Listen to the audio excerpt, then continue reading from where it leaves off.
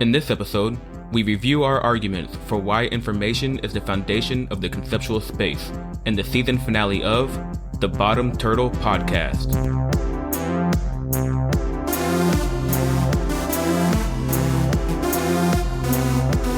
Hello everybody, and welcome back to the Bottom Turtle Podcast. My name is Dr. Shannon Ray, and we are joined by our co-host Oyani Onemiya. How are you doing, Oyani? I'm doing okay, Shannon. What up, though? Man, I'm doing great, and we also have another special guest with us, my wife, Eunice Ray. Yep. We got Eunice in the house. Yes. How you doing, Eunice? Today I'm good. My Yeah. wrist hurt a little bit from cello practice, but other than that, I'm okay. Yeah, I'm kind of excited that you're our first guest on this because we haven't had anybody on here just yet, so this is exciting. I'm honored. Just so you know, I find this to be an honor. Yeah, I've been planning on having this, doing this for a while. And I think that, people don't know that we're all actually family. So this interaction, the way that we usually have conversations, this is just normal life. So hopefully if we can capture our typical conversations, then it should be a good episode. It should be great, yeah. I think for me, having Eunice here is more, because I'm pretty sure a lot of the content that we talk about are things that we have talked about with Eunice before, or you have talked to her about, or, But I think what's more interesting about her being here is almost like, all right, what have you guys been doing for the past couple months? And I think it will be interesting to kind of, talk to her about the entire season. Oh, yeah. That we've had and all that. I think it'd be great. And get her perspective, So, especially given, for people who don't know, Eunice is an English teacher. She has a master's in English from FIU. I met her back in grad school. I think you just finished your bachelor's degree, right? Yeah. When we met. I'd taken a year off, actually. Yeah, and so we had our grad school days. She was going to FIU, I was going to FAU, and she got her master's there in English. And so, a lot of the conversations we have, especially things about stories and rhetoric, we can usually go into some deep dive conversations like that. So her perspective should really be a strong contribution. Yeah, strong contribution to the conversation. Yeah. Though I can tell already that, when we first started recording, it took a while to get comfortable. So it may take a while for you to get comfortable talking, I imagine. Yeah. So what's going on, Eunice? Are you excited to be here? I am excited to be here. I'm a little nervous too, but we'll work on that. Yeah. All right. You guys have plan about what we're going to talk about. I have no idea though, so yeah. I'm kind of just trying to figure out what we're going to end up talking about today. Yeah. So we're going to be talking about basically summarizing the entire season. And, I've had this conversation with you before, throughout the season and kind of recording our arguments, we've had interactions with people who've challenged our ideas, especially the people at the on the Philosophy of Science subreddit. Yeah. Yeah, and I think as a result, it really helped kind of mold some of our arguments. And so one of the things that we're going to be discussing in this episode is what truth is, and in terms of metaphorical structures and how those metaphorical structures function as models to capture the truth, to capture some truth of the thing they're modeling. And so this episode is going to be structured where we first start off with a summary of what we've discussed in the podcast so far. So that's going to be a 4-point argument where we, first talk about the idea that we're stuck in the conceptual space. Then we want to talk about the idea of taking the conceptual space and seeing it as a physical space. So we're going to go from the conceptual space to the space of configurations. With the nomentation without representation principle as we're from that. Yeah. So we take all the metaphorical space or the conceptual space and we ground that in actual physics using nomentation without representation. Once we establish the conceptual space as a space of configurations, as a physical space of configurations, we start using the symmetries and analogies with computing to start formalizing what it's like to navigate the space in terms of computer algorithms and optimization. And then our last part will be just kind of the discussion of the fact that we're essentially, we are information processors, and everything is about trying to predict the future. And so that's kind of the whole season pretty much. And we're just going to try to make that argument. And then from there, we then end up to, talking about truth and what it means to find the truth about a specific configuration of the universe or whatever. Yeah.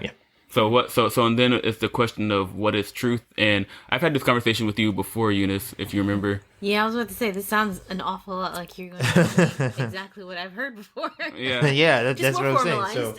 So, well, we've been formalizing it, so to speak, for the past couple months. Man. And it's been a great journey, I guess, because a lot of the challenges that we got from people on that subreddit, for example, kind of helped us tighten things up when we had to, re-explain it again. And, like most things, once you do it over and over again, it starts to get, you start to get better at it. So, we're trying to see if you'll follow along this time around. Yeah. All right. So, I guess, I know what we said last time. We kind of wanted to format this as trying to convince someone, but I don't think. Yeah. It's kind of. And that's kind of why I was saying I don't know that. I feel like a lot of the content you've probably talked to Eunice about this before. So I think the approach here is we're just trying to let her know what we've been up to.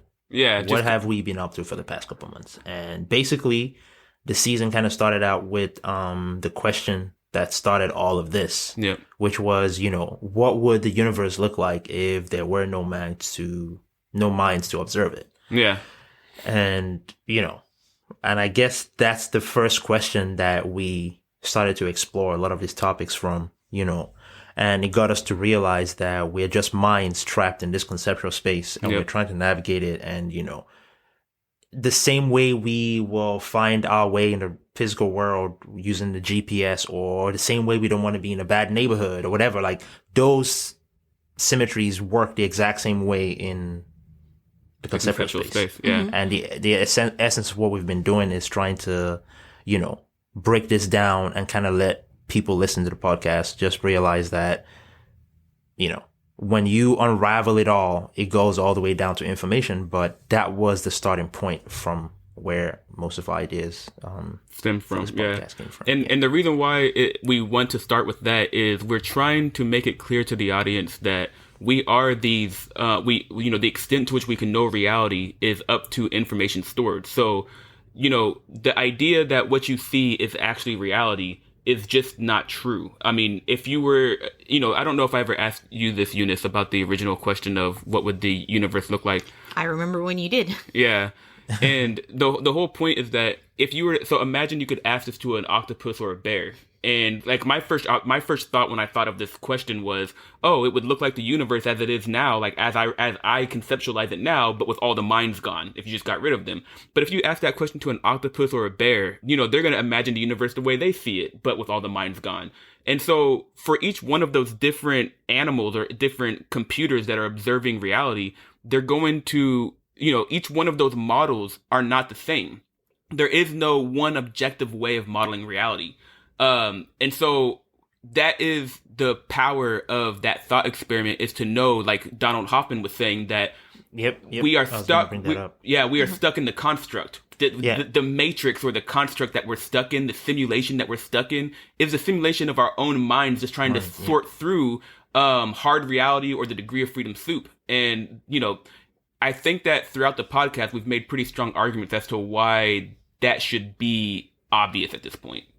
Yeah, and I think I remember that one of the things that caused a huge back and forth on our philosophy of science was when we used the word trapped, where mind's trapped. Do you remember that? Yeah. Trapped in part of the responses on there. But essentially, what we've tried to do, especially with that first episode, was convince the audience that we're trapped in this conceptual space, and it places a limit, to what we can know, to, and then. Wait, what was their objection to the word trapped? I think someone made us think about the mind body duality or something. They went, it was. Yeah. I mean, it just, I felt like there was a level of precision of language that they wanted, and it's just a matter of, this person is appearing in this space. But one thing that I did notice, and this is something that Eunice can contribute to, is the first time I ever heard of the concept, and which actually had a significant impact on my thinking, was when she brought up the ideas of Jacques Derrida, that's his name, right? Mm-hmm. And the idea of everything is language. The first time I came across that subject, I actually remember it very clearly. It was a graduation event at the university. So some of my friends in the physics department, they were graduating. And so we always like throw a little party where we go there and eat food and stuff. And I remember Eunice and I walked away during the festivities and went back to my office. So we were the only ones in there. And she brought up this idea of what she'd been learning in her, grad school, which was, the ideas of Jacques Derrida and the concept of language. So do you remember that conversation, babe? The conversation? No. Yeah. Yeah. I mean, we've established that you have way better memory than I do. But I mean, I certainly still remember the concept. Yes. And the idea was that you are unable to understand anything about what's around you without putting it into language first. Yes. Which means that's a limiting factor. Like if you don't have words for things, then it's not that they don't exist exactly, but they don't exist for you, which is effectively the same thing. Yeah. Or you don't know how to interact with them. Like how do you know how to interact with something without first labeling it? Mm-hmm. And if I remember correctly, it was that labeling process of when you label something, you want to minimize your labeling such that you reduce the harm that you cause. And one thing that was mentioned in this philosophy of science subreddit was they said you should look up, Jacques Derrida. Of course, them not knowing that my wife introduced this concept to me a long time ago, and we've actually thought about it a lot.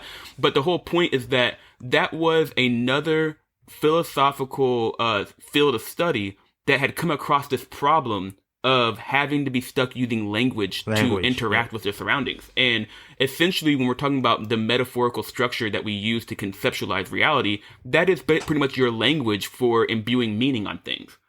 Yeah. And so it was my conversations with Eunice that first put me down that path of like, man, because I thought that it was a really brilliant conversation. I remember. Yeah.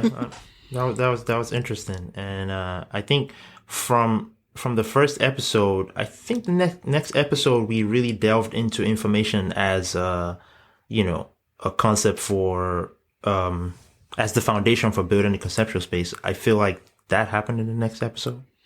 After that first one. Wait, say what you said again? After, we talked about, what would the world look like if there were no minds to observe it. Yeah. I think that led us down the path of breaking down why we feel like information is the foundational concept to which, we can build the conceptual space. Well, the episode after that was the Are We Stuck in a Simulation? Okay. Yeah. I'm getting mixed up. Yeah. Which I think in that the whole point of that episode was once we introduced the concept of the degree of freedom soup, it gave us a good conceptual tool for trying to imagine, to try to give some sort of understanding or some sort of answers to the idea, are we in a simulation? And what is the extent? Think the conclusion was, what does it matter? Yeah. I think that was how because, and we broke it down with how you can imagine if you are stuck in a computer box, which is the extent to which you can know. And then even if there's a bigger box, you have no idea. Am I making sense? Yeah. It doesn't matter. You're still stuck in there, and it's limited by the extent to which you can know all of the information you can access, and that's it. Yeah. Well, it limits the space that you can navigate is, so essentially if we are just in some sort of computer box, at the end of the day, we're still in a degree of freedom soup.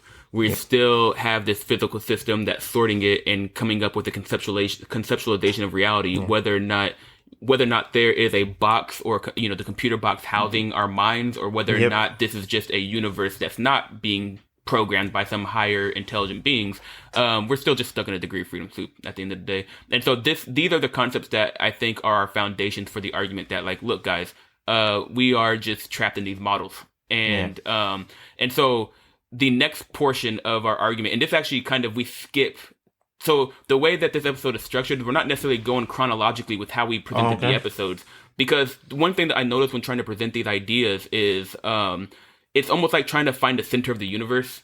Like, you want to start from somewhere at the beginning and then just explain everything. But you always find there's all these different crossroads you can go when you're explaining. That you have to go. And then there's all these terms you have to define. And so the way our episodes evolved were just more like we decided to come up with an idea, and then we looked at the set of paths we could go in, and then we just chose those. And so in the way that this episode is structured, this current one, we want to skip to episodes 8 and 9, where we actually have to address the idea that information is the bottom turtle in terms of resolution of the conceptual space.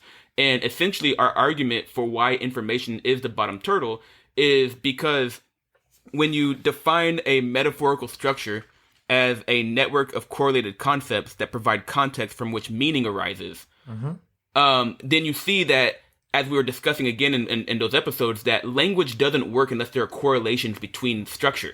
If you don't have the correlated language to someone nothing who speaks, works, period. Yeah. Nothing works. Yep. If there's no correlation between structure, nothing just works. I was thinking about that earlier today, and I was wondering, like, even when I design like a website, everything you do has to be correlated to something else for it to know where it is. Yeah. And it's the exact same thing with how we navigate, the conceptual space, is we have to find those correlations or it doesn't make sense. Yeah. So like if you put a div, which is a div element, is what creates like a section for you to say, you know what, I want to put my header here in the middle of the screen. Yep.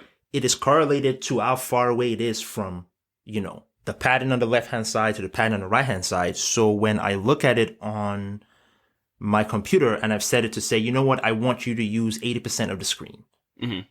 So basically, no matter what size computer is getting to access that website at that point in time, it's going to pick 80% of that screen. So basically, it's correlating the distance from here to here based off of the entire screen itself. So in essence,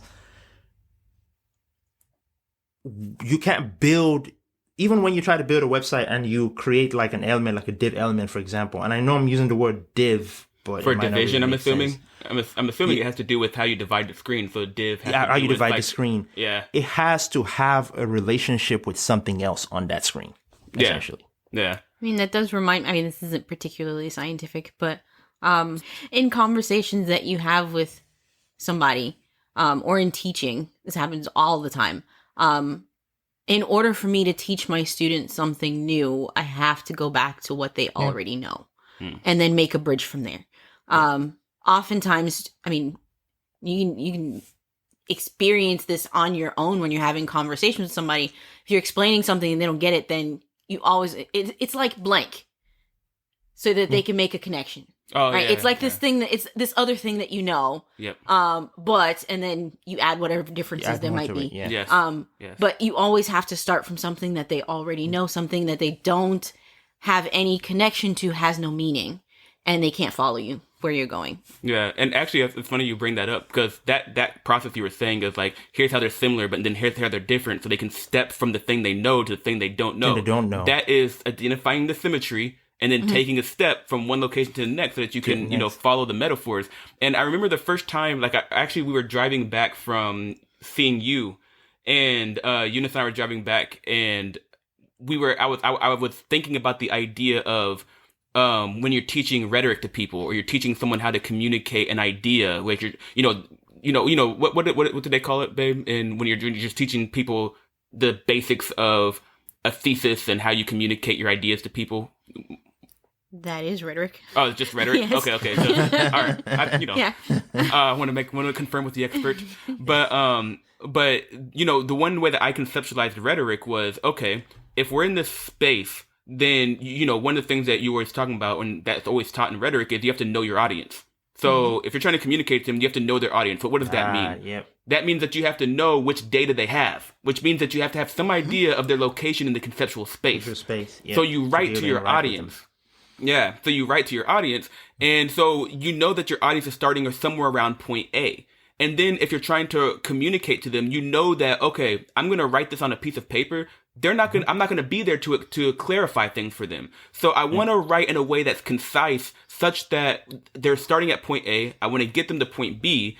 And I want to make it to where they don't have to go along some crazy, wonky, looping path there. Especially path they're not even familiar with. Yeah. The thing is, you don't want to be more. You don't have to put more than you have to, because the longer you make the path, the more likelihood they'll get lost. And so you want to make the shortest path possible, and that shortest path is going to depend on what information they have. Because if anyway. Yeah, so that I think that was one way I conceptualized rhetoric. In terms of differential geometry, I imagine you're trying to find a geodesic, which is the generalization of a straight line in differential geometry. It's called a geodesic, which is the shortest distance between 2 points on a manifold.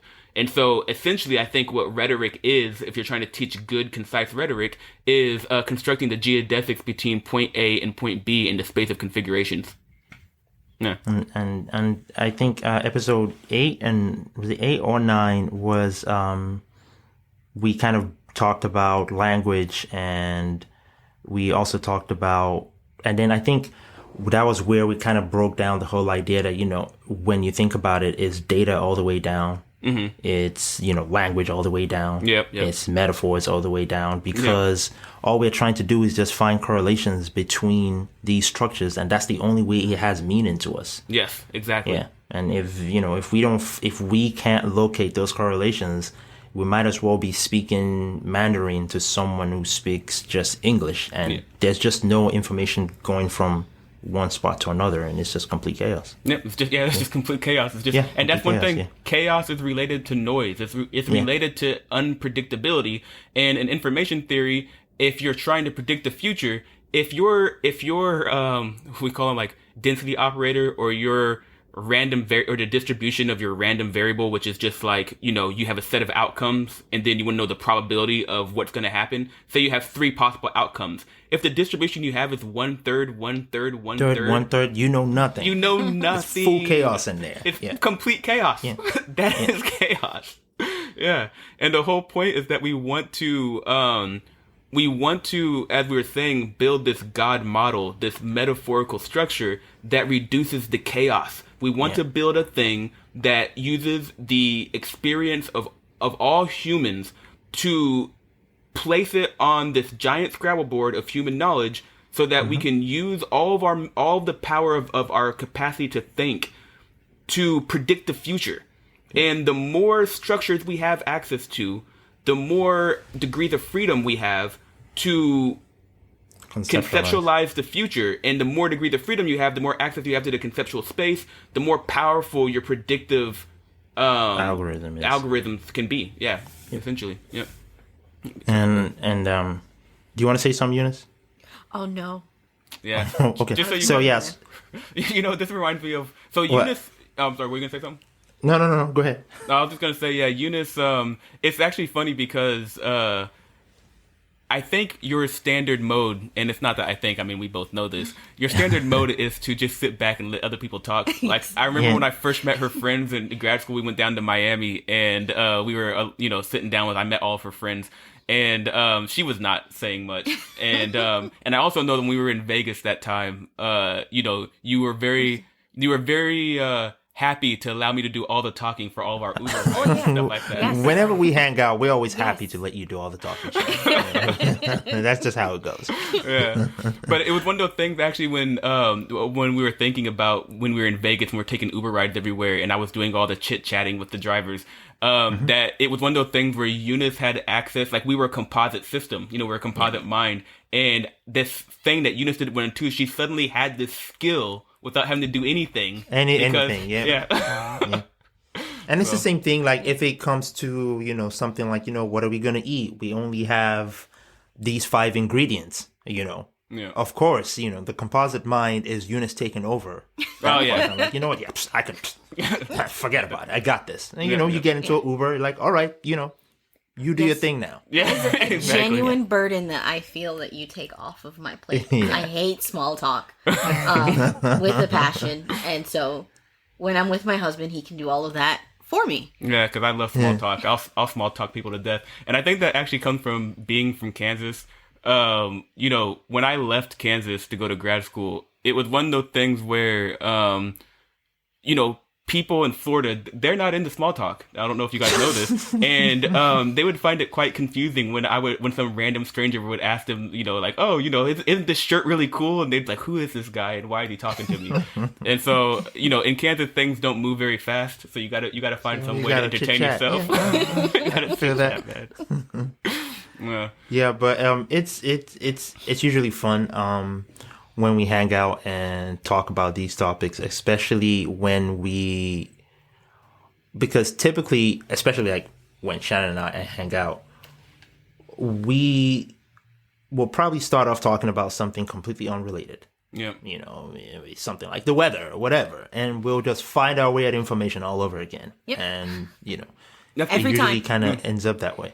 Yeah, I mean, because the thing, if we want to talk about it in a detailed way, like you want to break it down, just that's think about the it in a only way high to do it. resolution, why not do it that way? That's the only way to do it. Yeah. Yeah, And so it's really fun to start to break down everyday concepts or everyday topics using information. Even when we analyze movies now, that's how we do it, because we can. It's fair.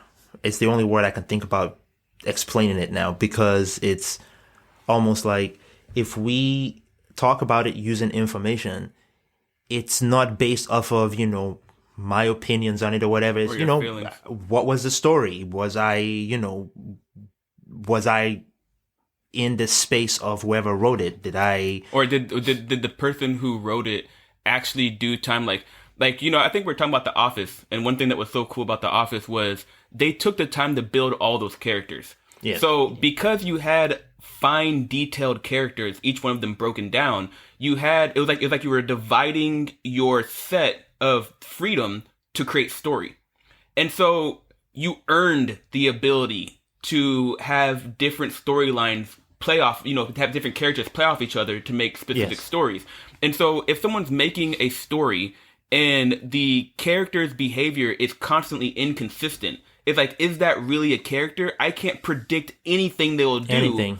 And so these are the type of things that you're looking at when you're looking at construction of story or movie. It's like, what is the consistency of behavior? What is the consistency of the rules of the world? And when you're breaking it down like that, you're breaking it down in terms of information entropy. I want to predict what's going to happen next. Oh, all of a sudden, they did something that there's no possible way I could have predicted that because no one's established that this was a thing that could happen. Yeah, that's garbage. And I remember this brings me back to the episode where we talked about movies specifically, where we talked about that movie. Was it Chief Daddy? No, not Chief Daddy. No. It was another different movie where the very last scene, this dude became impervious to bullets out of nowhere. What? Yeah. It was like a regular heist movie, and at the very last scene, this dude. Just imagine you're watching Set It Off, that movie with Queen Latifah. Yeah, and then the very last scene, it turns out they all had superpowers. You mean the thing at the end where Queen Latifah gets shot up? Then they all have superpowers, bullets, and bullets bullets can't touch me. I've been Iron Man all along. Like, whoa. Exactly. What movie was this, and how come I haven't seen it? I don't remember what it was. Called, some Nigerian movie. Okay. Yeah. But yeah. So in summary, for the first part of our argument is we are stuck in this metaphorical structure, the construct or the data construct. The data structure, the construct, the matrix, the simulation. It is the conceptual space, the space of metaphors, the metaphorical space. And so, like we said, we now want to transition from the metaphorical space, and we want to take that entire structure and drag it down into physics, because then the concepts or the metaphors have consequence that can be observed.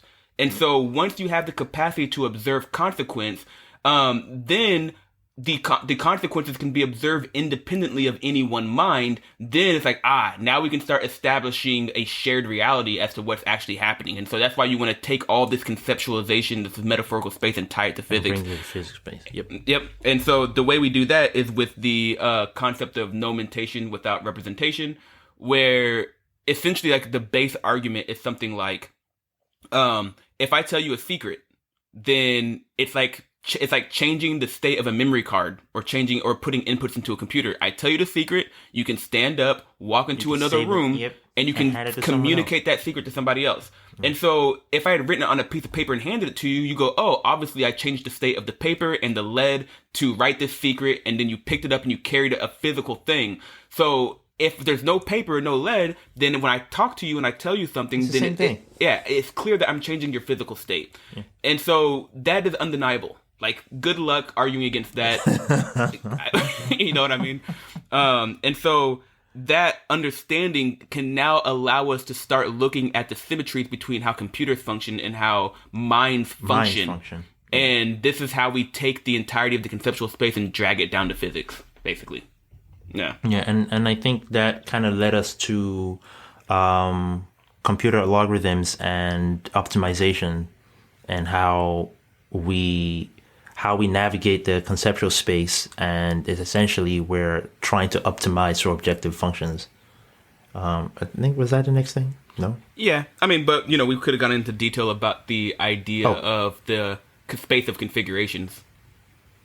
Remember? So, you know, and I guess something we could have said is that the nomenclature without representation principle drags you into a space of configuration. So, you know, we were saying it's all metaphor, it's all language, it's all configuration. So now the space of configurations is another equivalent description of the metaphorical space. Metaphor. Yeah. Okay. Because you know, as these physical systems, every thought that we have has to coincide with the physical state. Physical state. Yeah. Yep. And so now what that ends up doing is it allows us to conceptualize, and it's not a matter of trying to get exactly how human bodies function. All we need is the understanding that we have this capacity to put in different configurations, and we can use that knowledge to start conceptualizing things like putting, like you were saying, like putting an algorithm on a computer. Now our minds are comparable to algorithms on a computer, and so if your mind is trying to navigate the conceptual space like your body is navigating the physical space, then that is equivalent to your mind trying to go, okay, I'm starting off at this point in the space of configurations, and at this point there's a problem I'm trying to solve. I don't know what the solution is, but if I can think and I can reason, then I can reason to a configuration in which I know how to solve the problem. Yep. Yeah. And I think it's obvious when you're trying to, I think we talked about trying to solve a crossword puzzle, for example, and how you navigate the space of ideas, trying to find the one word that would fit in 5 across. Yep. You know, and of course, you know that maybe there's a D in there. So, you know, whatever word I'm going to come up with has to have a D as the second letter. So so you're navigating this space of ideas, and, you know, you're finding these constraints to reduce the amount of space that you're searching in. Yep. I mean, until you actually find the right answer. And then as you begin to build it, you're building this composite system. And kind of like how we said a few minutes ago, you notice that everything is based on something else. And you're just kind of building this whole labyrinth, I should say, of words and letters that are all connected to each other. And you've been searching through the space of ideas, trying to find the right answer based on whatever constraints that you're dealing with at that point in time. Yeah. And one thing I wanted to point out with you just mentioned the crossword puzzle, and like you're looking for a thing that has, you know, 6 letters, and the third letter has to be a D, right? Yeah. So when that then, as you were saying, that creates constraints. I can't go looking for words with 10 letters in it. I mean, that's just nonsense, right? Yeah. And whenever you're doing something like a crossword puzzle, you know for a fact that if you're suddenly looking for words with 10 letters on it, you have deviated from the space, the constraint space. So the whole point is that when you're trying to find these words that have, how many did I say? 5 letters, 6 letters? 6 letters. 6 letters. And D as the third letter. And D as the third letter, yeah. So when you're trying to find those, you know, it is pretty obvious when you're not looking for words that have that symmetry. That is the symmetry of the space. And so as a computer algorithm, that space, when you're stepping from one word to the next, if it isn't a 6-letter word with the third letter being D, then you're not satisfying the constraints and you're not actually navigating the space. And one thing that we wanted to point out is that this is obvious. Like I remember in one, I think it was episode 4, it's obvious when you're doing something like a crossword puzzle where the rules are clear. But when you're trying to do something like start a business, for example, do you really know which space you're navigating? Are you sure you're not telling yourself that you're trying to navigate one space, but you're actually trying to navigate a whole different space? Are you sure that when you're taking a step from one point to the next, that you're actually satisfying the symmetries and that you're not actually just wandering off the geometry to some other random wilderness? Like, are you sure you're not doing that? Because I can guarantee people are doing that way more often than they think. Yeah. There's no doubt about and it.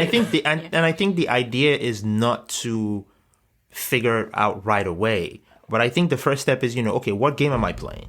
I'm playing a crossword puzzle. I'm not playing Scrabble. Yeah. Yeah. Mm-hmm. You have to first identify what game you're playing. Okay. Yep. And then you start to identify, and I think we talked about this where I said, is it possible for you to have a goal in mind? Like, you know what? I want to complete this crossword puzzle. And you're navigating through the space of ideas and you're not trying to fine tune your process. Yeah. Because you're not going to get all of the answers right away, but you're going through this space. And as you put 2 vowels next to each other here, you know for a fact that the next word that's going in there is going to have to be like a 3-letter word that starts with 2 vowels. Yeah. You already know, okay, in the space of all of the words that could possibly fit in there, there's only this. If you're someone who you're trying to complete a crossword puzzle and you're just navigating this space all haphazardly, not trying to fine-tune your process or learn from something, you will be Or lost. at the very least, something like fine-tuning your process could be like, okay, I know out of the set of words, 6-letter words with 3rd letter being D, say I know 20 words. I just, in my physical system, I have come across and experienced 20 words. That's the most number of words I know. So, and none of those words work. So you're trying to find the word that goes there. If you go off and you start, thinking like, I really want to solve this task and figure out what word goes there, and then you start, as you said, cooking chicken for days on end, you know for a fact that you are not working toward that goal. How about instead you go learn more words? Like you go through the set of words, you pick up a dictionary, you start looking up these words or something, or even a more intelligent process could be something like, I don't know, do crossword puzzles usually have clues or a theme? Yes. It's within context. So it's that number of letters, and then if you've solved other words, you might have an extra letter. The 3rd letter, the 2nd letter is a D, but they do give you another word for blank. Yes, so that's another limitation on what it could be. Yes, but to your point about whether or not somebody can have a goal and not refine their process, the answer to that is absolutely yes. You know what? We had this conversation on the podcast, and I don't know how that's possible. It's because people, there are so many. I think it's really easy for something like crossword puzzles because the rules and the constraints are limited. Yep. There aren't that many, and there really just aren't that many different places to go. So you can identify pretty much right away if you're doing the wrong thing. Like Shannon said, if you have a 10-letter word and there's only 6 spaces, well, you're wrong. So that's it. Right. But in games like having a business, there are so many different constraints. And I mean, to bring it back to rhetoric, like even understanding your audience, who do you have in front of you right now within your goal, right? And then you're talking to manufacturers, you're talking to co-packers, you're talking to bankers. Those are completely different people with completely different motivations, and you have to navigate that, and that's just one aspect. That's one aspect at the end of the day, if you're going to play a complex game like starting a business or communication, one of the most complex games you can possibly ever play. How do I program this other human to get the result that I want so I can communicate? That is a difficult game. It is a difficult game. And I'm sorry, go ahead. To the point too, like there are some people, well, not some people, I think a lot of people go through this where there's something else in your life that you're avoiding, right? And so it makes it more difficult for you to play your game. So you can have that as a goal, but say you don't like, for example, me, I don't like being in uncomfortable situations. So I have to talk to people up front. I have to like really psych myself up for stuff like this, right? But if you're a business owner and you're not careful, and you're sitting here avoiding those kinds of situations, then you're hurting your business because you're not paying attention to something that doesn't necessarily have to do with like the business aspect of it. I guess I do see your point. Yeah, it is a difficult game. And the thing is, it's like imagine a game like I Want to Be Happy. Imagine that game. I want to avoid sorrow. Just imagine the number of ways people are avoiding dealing with situations that they have to deal with to get from one location to the next location. Think about how often people are ignoring their feelings, like when we were saying before, with the idea of speak your truth and the idea of knowing what neighborhood your you feelings are. is how you can navigate the space. Yes, your feelings are physical measurement, are an actual physical measurement of your location in the conceptual space. And so if you're trying to play the game of how do I get to a place of happiness? How do I repair this relationship? How do I be less anxious? Like these games are hard games to actually get from one location to the next.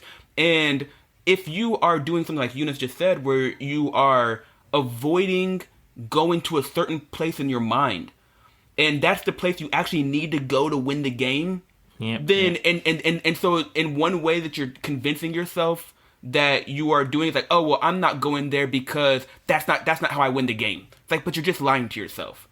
And so this is where you go from just something simple like doing a crossword puzzle to playing some other information processing game where you're just lost and you're not optimizing what you want, because sometimes people just optimize for how they feel. They're trying to optimize for avoiding certain things while they're telling themselves that they're optimizing for truth or something.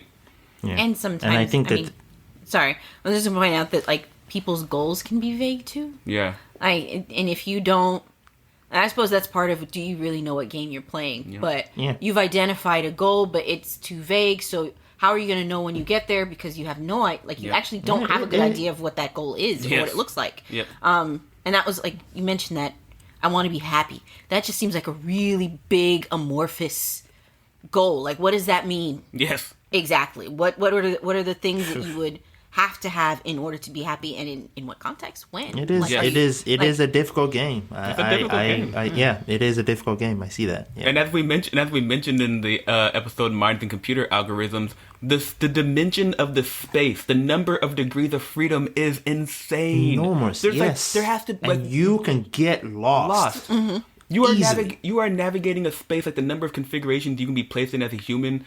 The space is probably hundreds of thousands, and it has to do with our computational capacity. You know, what are the configurations? Just imagine like static, when you see those static screens, and imagine that every little black pixel. dot you can flip it, and every little white dot you can flip it. Just imagine. Yes. That's where we're trying to navigate. And that's probably way too small then, because then the space itself has these connections between other concepts that, you know, it's not just a flat screen. Yeah, like, if I I flip this one, I have to flip this one as well, because this one can't be this way. Just by everything is so intricately connected to itself. Yep. It's a difficult game. It's a difficult game. Yeah, and this is the whole thing. And one thing that we've been using the language of game.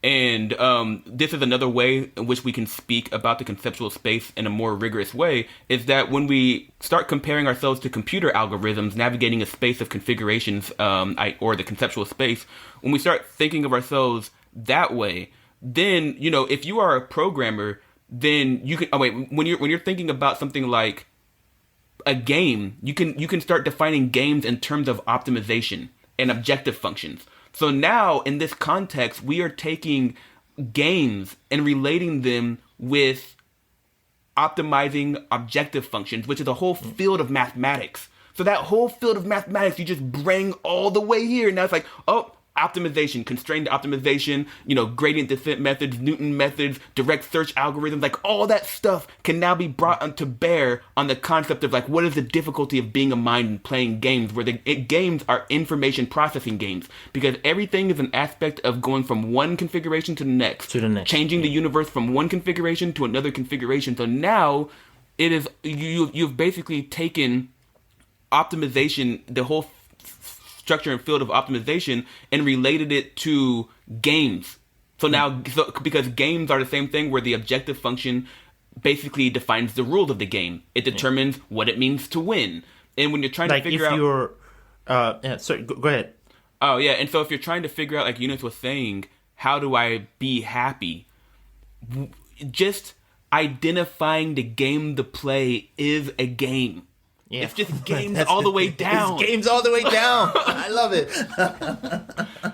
games all the way down. It's optimization all the way down. It's information processing all the way down. Just gotta follow the symmetries, man. I'm telling you.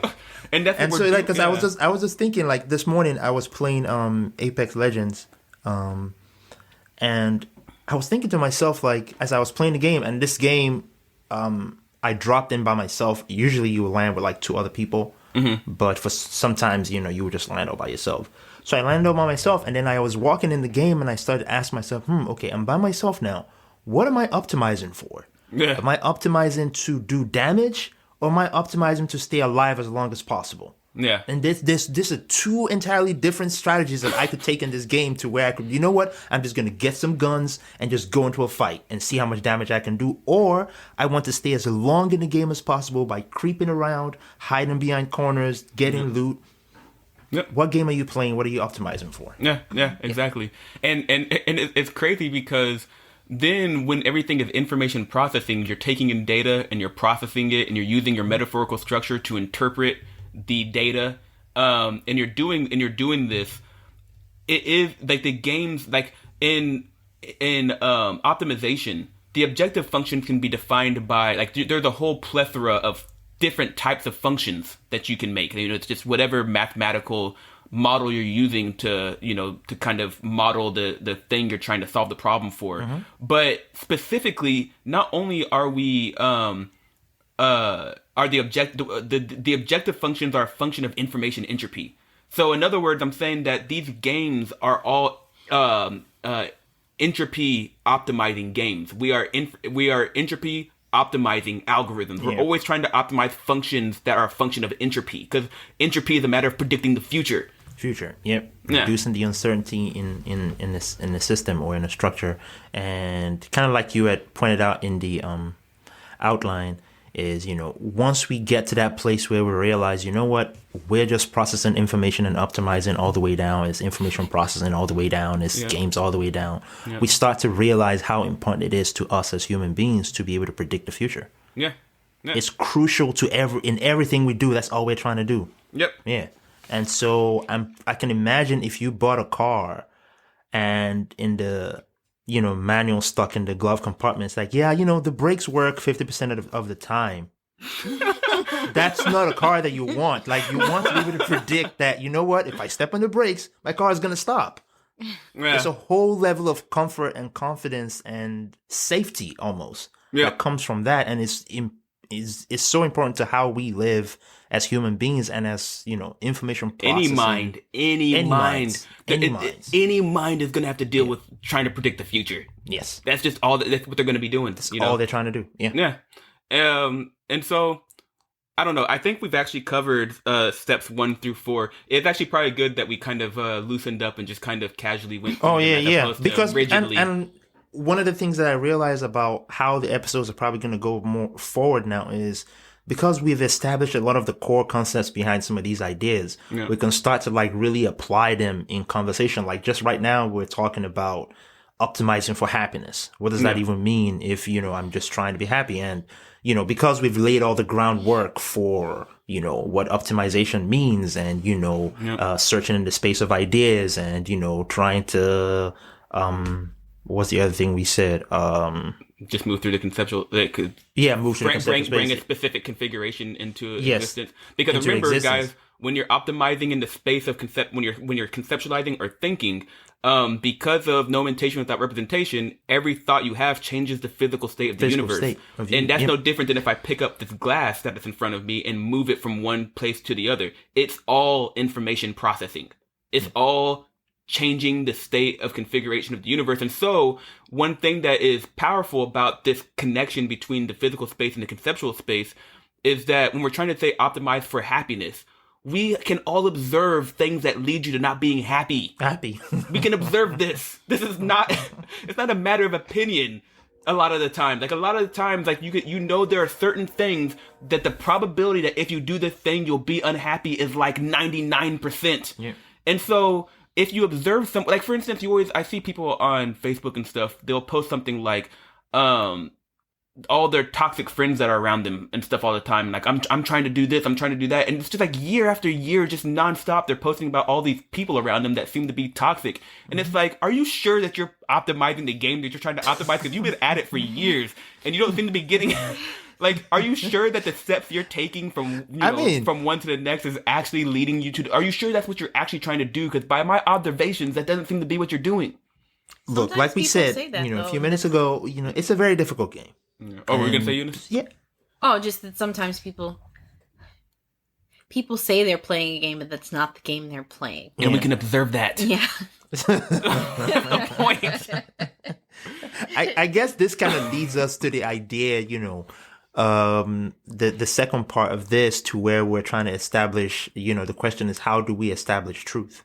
Yes, yes. And when you see, like you said, someone who, if you say you're optimizing for happiness, for example, well, I'm trying to be happy, I'm trying to live my best life, whatever it is, there are some very obvious things that if you keep doing this thing, it's obvious to anybody around you. This is not a matter of, feelings. I'm trying to live my best life, blah, and you're doing heroin every day. No, you're not. Yeah.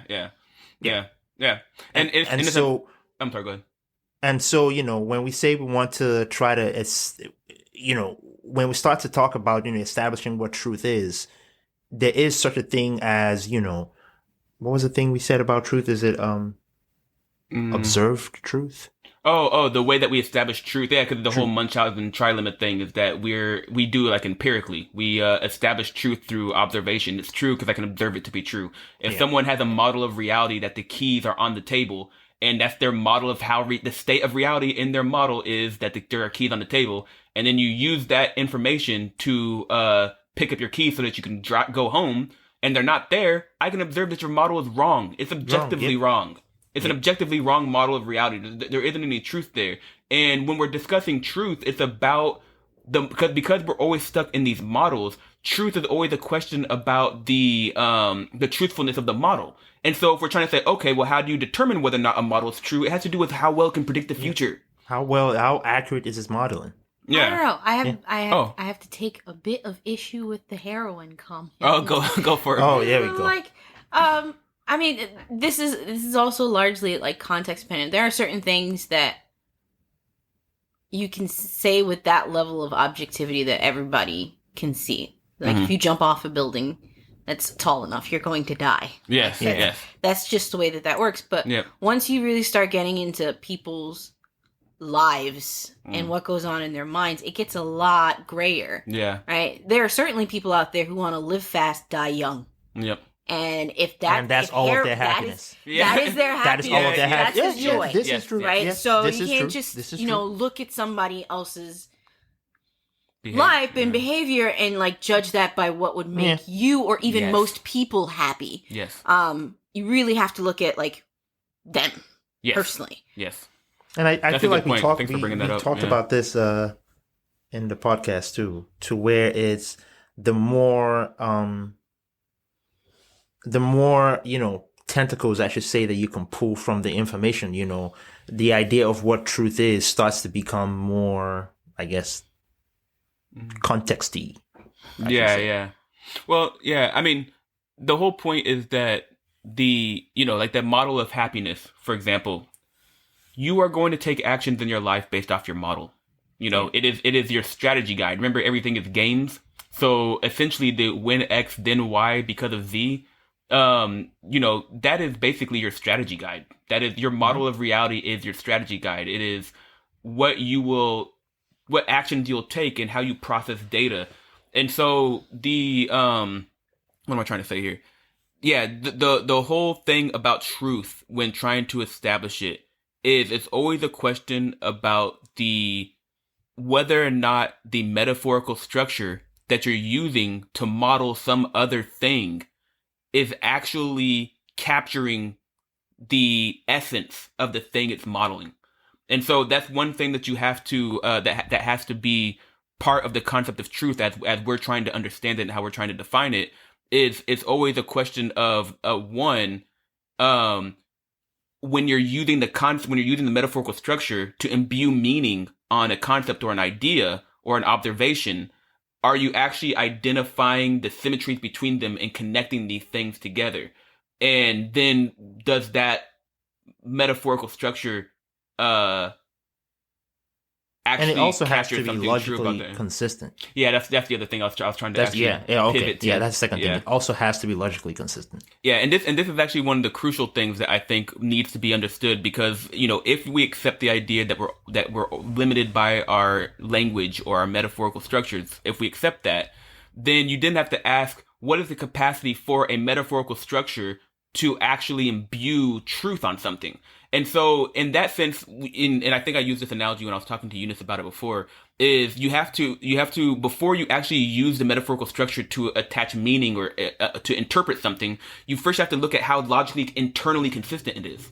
It is. Yep. Because if your structure or your strategy guide or your Z, if that thing takes in an X and spits out a Y, and then it takes out another correlated X and it spits out a correlated Y, and then the Z's that are used to spit out those Y's produce contradictions, then the more that a model produces contradictions when it interprets things, the less capacity it has for actually instilling truth. And if every single input that it takes in always it produces a different contradiction. If it's the case for a model that any multiple inputs, like any two inputs you put in, always produces a contradiction, like it's contradictions nonstop, always, that thing has no capacity to produce truth at all. None.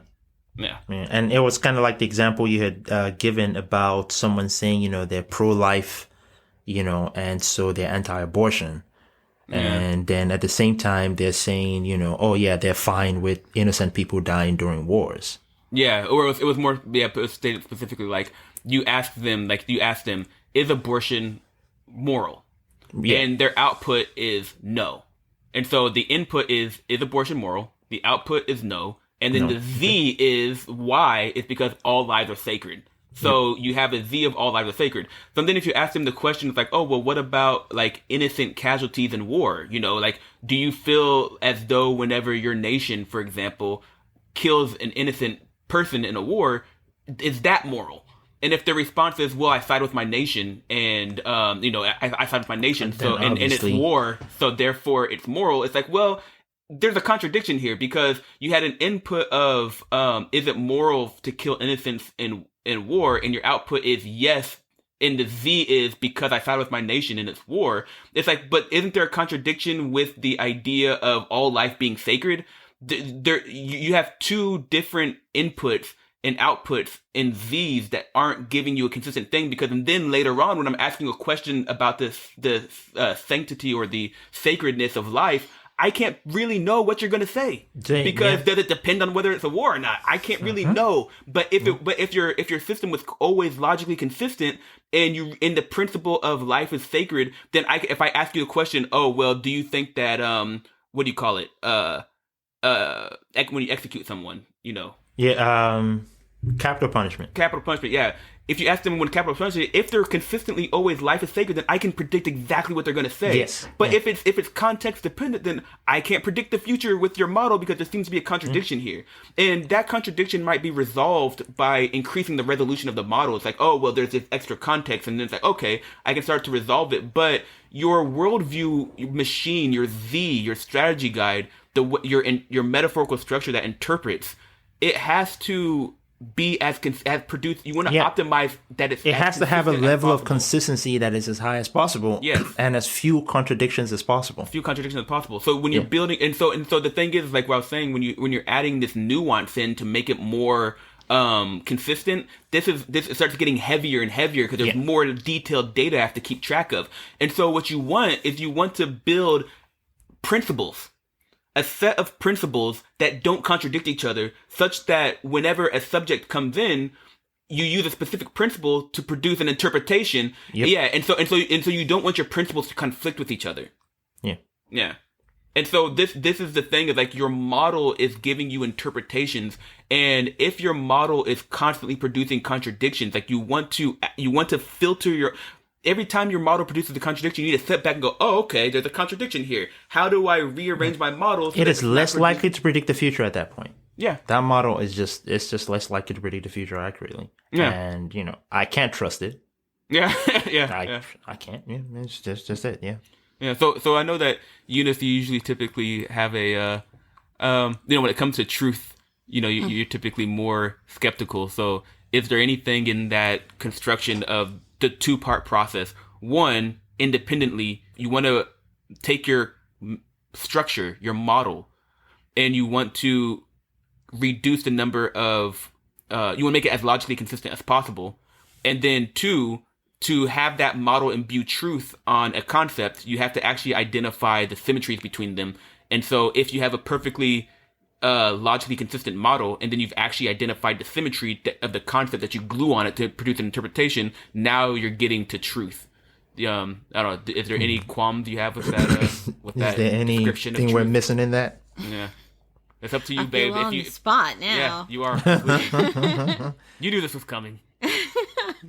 So we said like the first is it must be and it must be as logically consistent as possible. Yeah. And you must be able to identify the symmetries between those structures. My question then would be like, my column was with your example maybe, and maybe that was a question of when you guys were mentioning resolution. Mm-hmm. Because like people do like all lives are sacred except when you murder somebody, then I'm allowed to kill you. In which case, that's not. I mean, that's not an inconsistency. That was like, I have given you the condition when this isn't true. Yes. And so you can still, I suppose, you can still use that as. Yeah, I mean, it's still logically consistent, I guess, if. Because all lives are sacred isn't sufficient then, because all lives are sacred unless X, Y, and Z. Like, unless that is the finer detail. That's the higher resolution data that you're using to make it consistent now. Mm-hmm.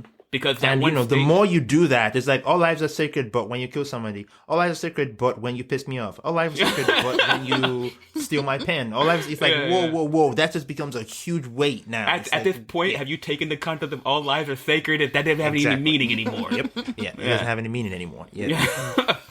All lives are sacred unless under every circumstance in which it's convenient for me for it not to be. When it's convenient for me. Exactly. You so don't at have that point, yep. That is not a principle that you actually abide by. Maybe you should change all lives to some lives, or just my life.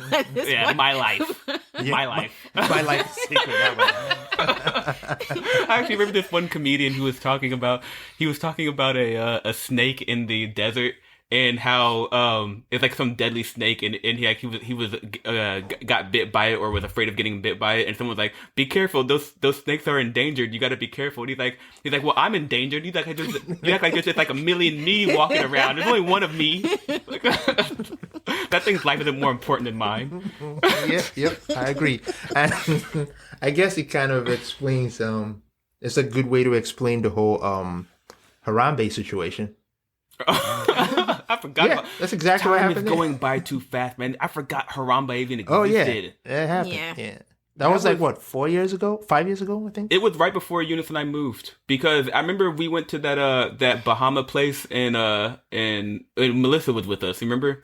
And we went walking around afterwards. That was around the time Harambe happened, because I remember we were talking about about the whole. The whole idea of like this kid. Oh yeah, yes. Yeah. We went to was it Bahama Breeze? That place. Bahama Breeze, yeah. Was it Bahama Breeze? Yeah, it was Bahama Breeze. Yeah, I think so. I remember. Yeah. In Fort Lauderdale, I think. Oh yeah, man, that was like 5-6 years ago almost. Yeah. Yep. But yeah, the whole idea of like, man, there's a bajillion of these kids, and this kid doesn't seem like the sharpest kid. Like, can we really sacrifice this gorilla for this? No, but like you just said, though, it's only one of that kid. I know. I take offense. The kid was being a kid. How old was the kid? It was like 4 or something. Like, it was a little kid. Though. Wait. Seriously, it was like, Mom, why? Yeah, it was a little kid. It wasn't a kid who. It was a little that knew any better. Yeah. I might be thinking of a different situation, but I mean, it was clearly a joke, guys. we don't endorse. I mean, if there's only two Harambes, though, I mean, there's a real. No, I'm joking. All right, let's not go down this route. But yeah, I'm gonna get canceled before you guys even start. Someone's just waiting, like, trying to find someone to cancel. This guy thinks Harambe's life is more important. But so far, and I think that kind of sums up the biggest thing about building truth. I'm pretty sure we're gonna get some interesting pushback from this. I wouldn't, I mean, it's like we were saying in the episode 9, Follow the Symmetries. When you're talking about what is or isn't true, there has to be a thing that you're qualifying as it's true or not true. What else can you be asking the question of other than the model? Your model of reality, is the model. And so the thing is, it's like we were saying before, is that if you have a model of reality that can always predict the future to infinite precision, it's never wrong. It always predicts the future of any inquiry that can be made about the universe in any location or at any time. This thing will always give the right answer. If that's not the truth of the universe, that model isn't the truth. I don't really know how else you'd ask the question, to be honest. I don't know how else you'd ask the question. Yep. And the whole point is that, because we are these beings that are always trying to optimize for, what the future state of the universe will be. Accurately predicting the future. Yeah, actually accurately predicting the future. This is another reason why I like this structure of how we're building things, because truth starts becoming a question of observation. And those observations are independent of any one specific person. And what I was trying to say is, it's kind of like whenever you're watching a movie, because I was actually talking to my friend James, a really close friend of mine when I was a kid, James Reese. Shout out to James and Trevon. And I was talking to him today, and we were talking about the idea of watching a movie.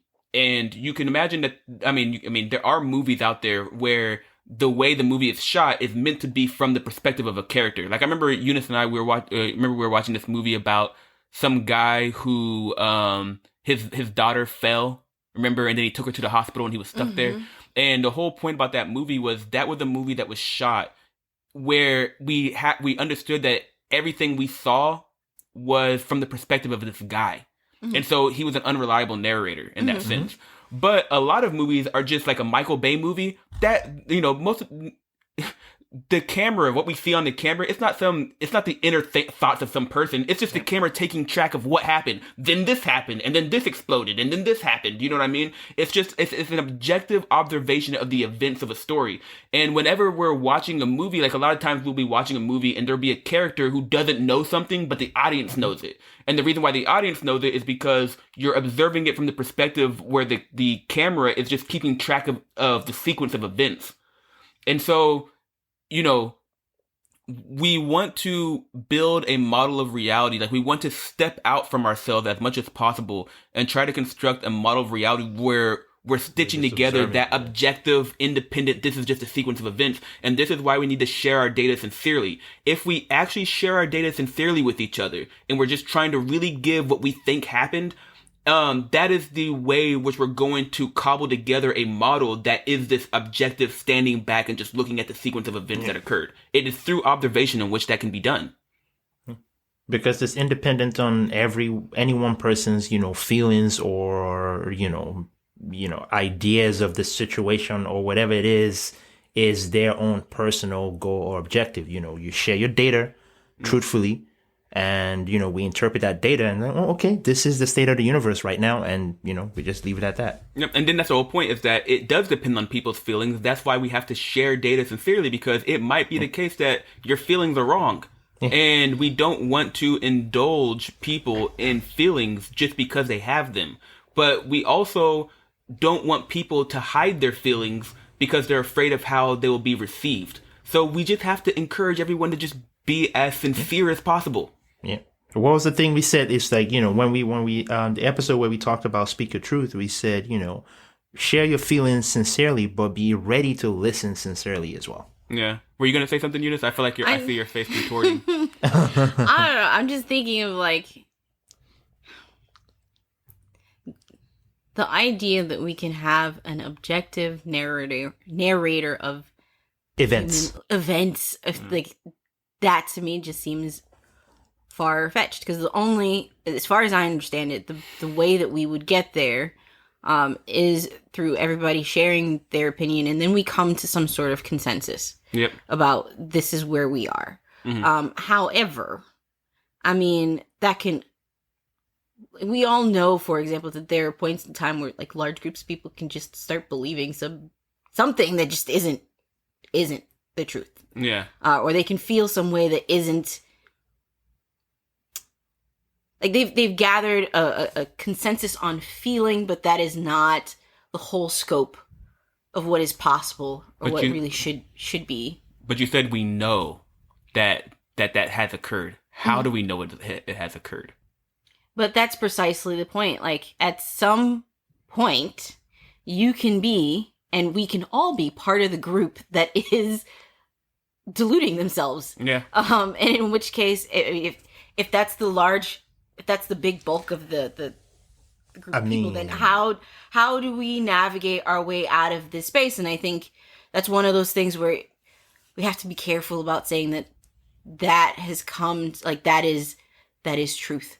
One thing I would respond to that would be, as we were saying before, we know you can move further away and you can move closer or further away. So the idea of getting to the clear objective narrator, I think you're right. The likelihood, the idea that we would ever get to the objective narrator is, a suspect. But I think that, as we were saying before, it's information processing and predicting the future.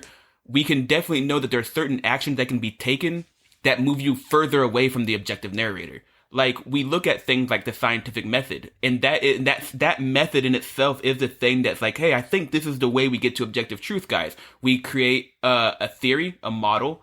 We then, with that model, there should be consequences. So there are hypotheses that can be tested through experimentation, and then we observe the results of the experiment. If it predicts the future, record them. If it predicts the future, then we say that this thing is that model is probably moving us closer to the objective truth. And if it doesn't, then it probably isn't. It has some flaws. And then we also put the constraint that people have to be able to get this data independently. And it's that process that, when we just try to adapt that process in our daily lives as much as possible, that will make us take one step closer to the objective narrator as much as we can. Because I think Eunice is right that we might not get to the objective narrator, maybe not ever, but we should be working towards that, like towards that God model. Almost. Yeah, we want to work toward the objective narrator, and so the question has to be: is there a process that we can observe that can give us confidence that we're either moving away from the objective narrator or toward the objective narrator? Mm-hmm. And we have to, as a society, as a human species, we have to figure out the rules to that game. We have to figure out the rules to that game. And I think it starts with, sharing your data sincerely, with other people, being ready to listen, being willing to change your mind, update your information, self-reconfigure. All these things are hallmarks that are so unique to us as human beings, and I feel like sometimes we take them for granted.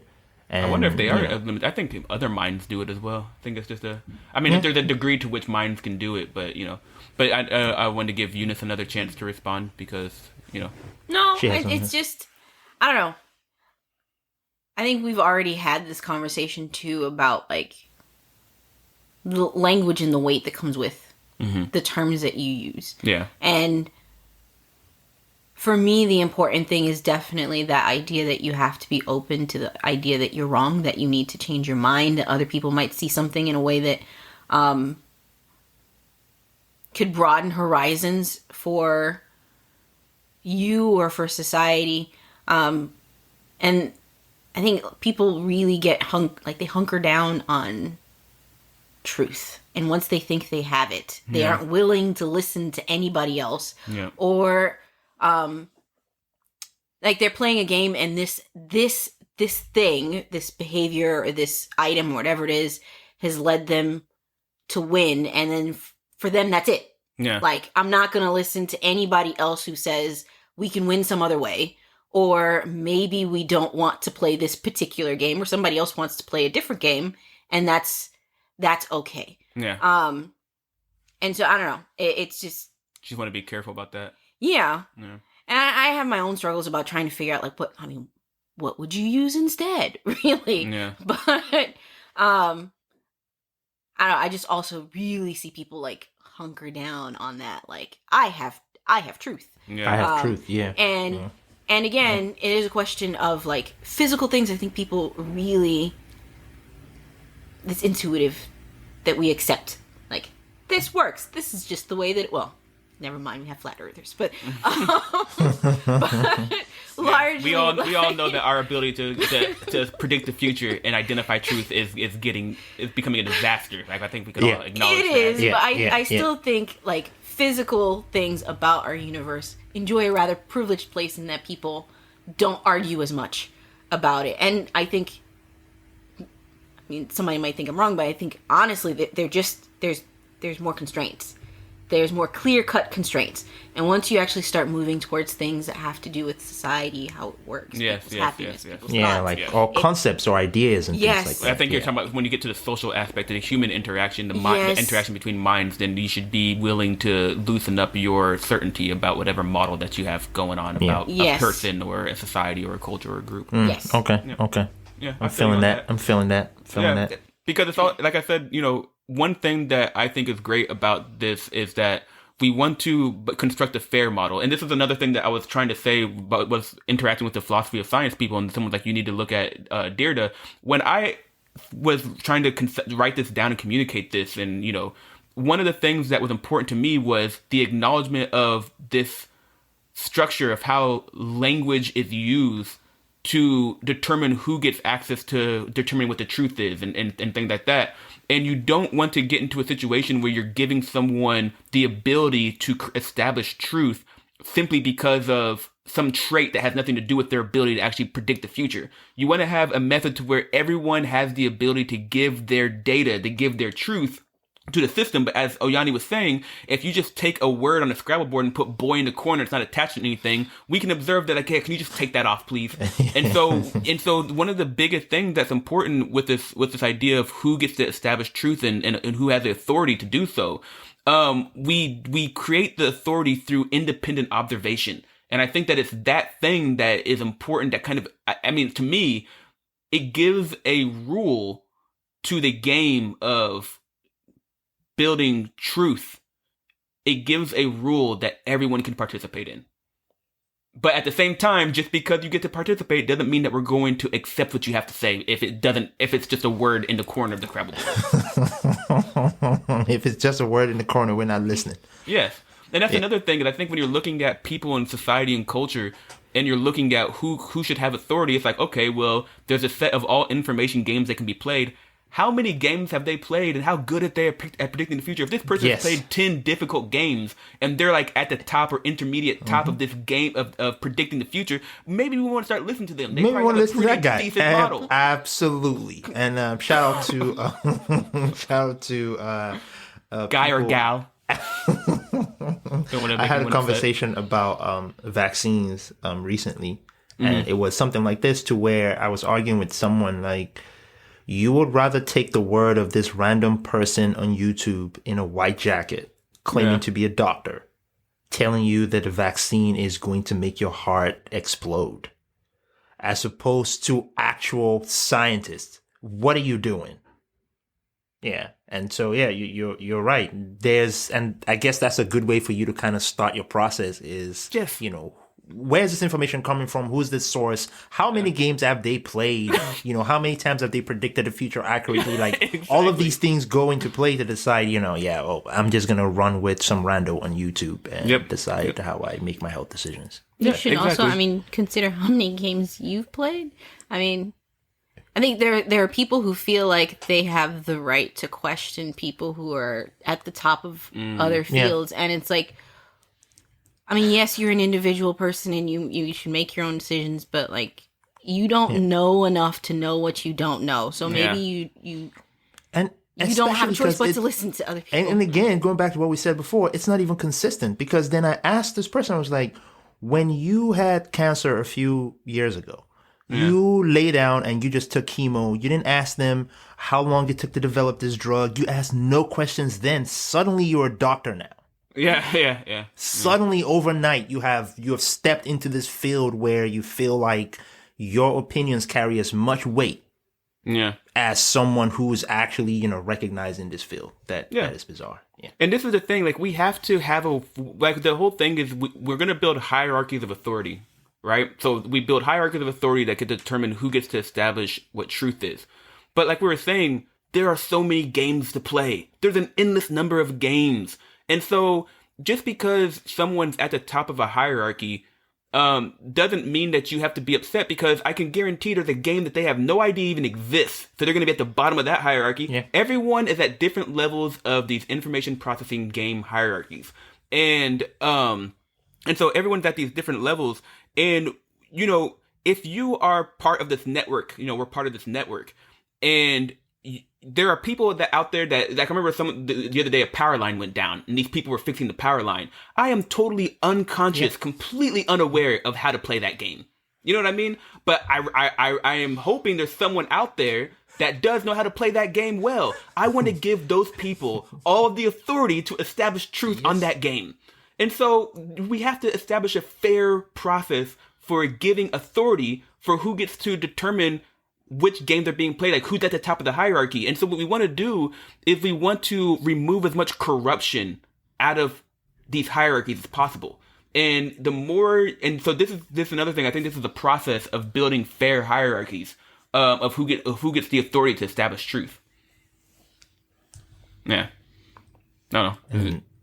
Nothing. It just reminds me of, like, you kind of, you have to be vigilant, but you're also just playing a game of, I mean, it's just like those trust games. I hate those, like, professional building games where you have to, like, lie back and, like, trust that your coworkers are going to catch you. Yeah. Or the trust fall. Yes, the little trust fall. On a certain level, like, you have to do that because you can't play all games. Yes. And you do want to be vigilant enough to pay attention and see maybe when somebody is, I mean, if you know somebody's being a dick, then you don't trust them. Yeah. But on a certain level, like, you can't do that with everything. Yep. And so there are some things where you will have to just trust and it's funny because, like, a lot of times when I hear people who, you know, want to go down this whole I don't trust this, I don't trust that, is bizarre the things that they go ahead and then trust. Like for me personally, I don't know too much about cars. If my car suddenly starts to make a weird noise, I'm just gonna drive it to the mechanic and just say, hey, it's making XYZ noise. Yeah. And it says, oh, yeah, it's the blah, blah, blah, blah defibrillator. All right, cool. How much to fix it? $200. Here you go. Oh, it'll be fixed in 2 hours. In 2 hours' time, when I come back, I start up that car. It doesn't make that noise anymore. I'm just driving on my merry way. That's it. Done. You get on an airplane, you hope that every single person in that process knows what they're doing. Has the truth. Yeah. Yep. And so this is kind of what we have to do. We have to, you know, we can't go on assuming there's no process for establishing truth and giving people authority in an unfair way. You know, I mean, we can't assume that there's no way of giving people authority to establish truth, and think that all hierarchies and things are unfair or something like that. What we want to do is we want to remove as much unfairness as possible. And so, you know, I think I think that's a good place to kill it. I don't know. Yeah. But yeah, as a closing statement, I wanted to say is, you know, one thing about these models, like when we're trying to build this, you know, what we're trying to do, and actually I wrote it down, so I'll just read what I said because, I mean, you know, it's good to already have it. Damn, where is it? Yeah. So in closing, one thing that I wanted to, like the last, I guess, metaphor I wanted to use is that, you know, Eunice, do you remember that movie we watched recently? It's about sound, something. Like, you looked at that obscure definition of sound. Yeah. And didn't you say it's like the point where two different bodies of water meet? Mm-hmm. And so we watched this movie on Netflix. It's all about this island town where, you know, weird things are going on, and the characters end up going to the place where different bodies of water meet. Block Island Sound, yeah. And so if you ever look at pictures of that, you can see, like, the water on the two sides. You can see this clear division line where one body of water meets another body of water. And the analogy that I want to use is that in what we have are two different bodies of water, two different worlds, the conceptual space and the physical space. And essentially what we're saying is that the place where those two worlds meet is information. So in this case, the sound is information, because in whether you're talking about physical configurations or conceptual configurations, you're always, in both cases, you're always talking about correlations between structure. And I remember actually having a conversation with someone on the subreddit. What was his name? It was some weird name. Like all Reddit names, but go on. Yeah, what was it? I don't even know if I can pronounce that thing. Yeah, well, I guess it doesn't. Oh yeah, reasonable fideist. I don't know. I don't even know what that means. But I was talking with this person, and we were talking about the difference between conceptual structure and physical structure. And he was talking about using two different language games to discuss conceptual structure and physical structure. And I was like, look, man, I think it would make more sense if we use different language. For us to instead, how about we use one language game? Let's call that language game information theory, and then recognize that there exist conceptual configurations and physical configurations, and then use one game to discuss them. Because at the end of the day, any structure, if you don't have correlations between structure, then you just have random noise. Yep. And so everything is a matter of correlations between structure, whether it's conceptual structure or physical structure. And that's why information is the bridge between the metaphorical space and the physical space. It bridges them. And the point where they meet, it's like you are living in both of these worlds, and that point where they meet, the intersecting point, is information. Yep. I certainly agree. I think that's kind of a great way to sum up a lot of the things that we talked about all throughout this season. By the way, guys, just in case we didn't mention that, this is the final episode of season 1.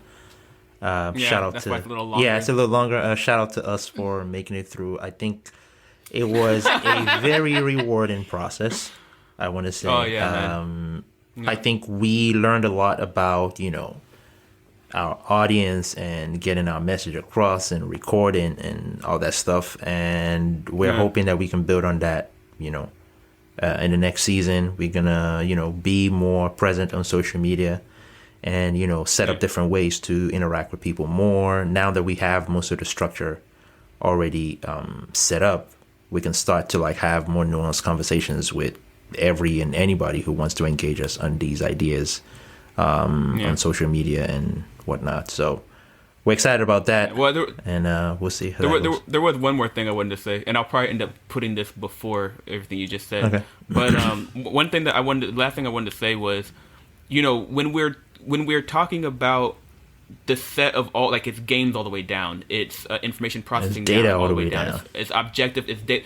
All of these different ways, they are just symmetric lenses with which you can interpret reality. None of them are greater or better than the other. It's just a matter of we have a freedom to choose how we filter data. And what we're trying to find is a set of equivalent filters. So we're not putting any filter higher on this hierarchy than any other. They're all equivalent filters. And it's essentially like what we were saying at the beginning of the episode of you have two different, you have an octopus, a bear, and a human. They're all gathering data, but their physical systems filter that data. And so what they conceptualize and what they see depends on their physical systems. It's not the case that each one of those conceptualizations, one is wrong and one is correct. We're all of those animals are not running off the cliff. Yeah, they see the cliff. So in that, they all see the cliff. The octopus, the bear, and the human, we all see the cliff. And so because of that, their models are just different.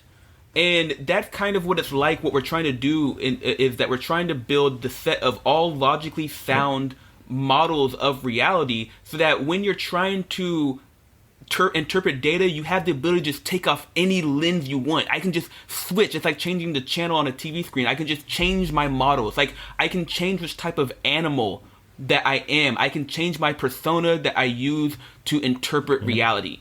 And that's the point of kind of the whole of this project that we're doing, is that we're trying to say we're stuck in the metaphorical space.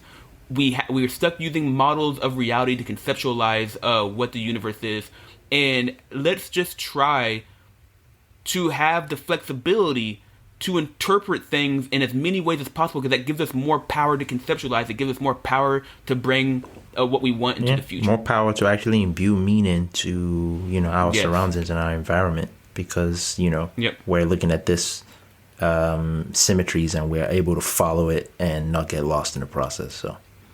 Yep. I think it's great. And because each individual has their own lived experience, their own truth, what we want is a means for them to use their own persona, use their persona to attach meaning to reality so that we have access to every possible way of interpreting things. We want people, we want diversity. We want diversity of opinion, diversity of views. We want to use everyone's individual degrees of freedom as tools to conceptualize reality. And so that's why it's so important for us to be fair, because if we can do this, then we can start to function more like optimally. one giant composite mind. One giant composite mind. And as we start to have this process of functioning as a single mind, then we can start using our physical will to start bringing in certain, what we want into existence, as opposed to us functioning as a bunch of individual minds that kind of work together. How about we start functioning as a single human mind so that we can, utilize the full capacity and strength of the human configuration? Yep. That's a great way to end it out. But yeah.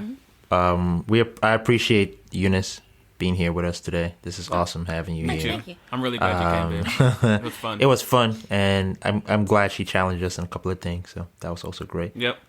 But she did her job. like always, guys, if you agree or disagree, you know what to do. Just hit us up on social media. We are on Twitter, Facebook. Oh, you want to tell them about the hiatus? Instagram. Oh yeah, I'll get that. Yeah. You got to tell them yeah. that, So we're on Twitter, Facebook, and Instagram, and Reddit.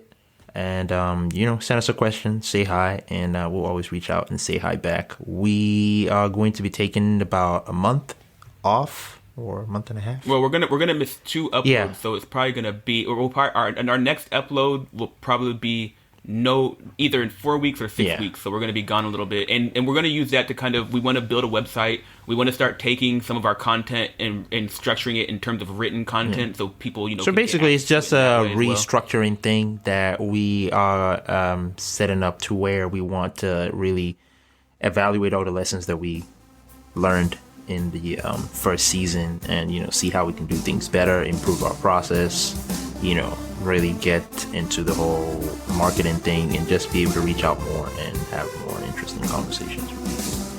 So, yep. But between now and then, though, sorry about that. Between now and then, we'll still be putting out a little bit of content, and we're not. And we do have some recordings that we had that we didn't upload, so we might actually go through some old stuff and just post those, since it won't require us to take any time to record. But we'll let you guys know. We're setting up different platforms so that we can interact more with everybody who listens to these podcasts. Really appreciate you guys. The support has been great. Yes. You guys have been sharing it and listening every week. Our download numbers have been going up. We really, really appreciate all of it. So we really appreciate it. So join us in our second season, where the main topics we'll be discussing will be consciousness, spirits, and God. That's going to be a big one. We will. I know it sounds weird, but we're going to, pull this right into information. It's all information. There's a whole other thing we're just going to attach. We got to attach those things onto the models. They have symmetries. They have interpretations. Yeah. Yep. They're going to be on there. So we're going to do that. It's going to be fun. But until then, we'll see you guys. And stay turtling, my friends. Stay turtling, my friends. Eunice, you want to tell us? That's our thing. You got to say it. Y'all didn't tell me this. I was not well, prepared. you now you know. Just say stay turtling. We'll Stay turtling. Okay, stay turtling. Stay turtling, my friend. All right, everybody. Peace.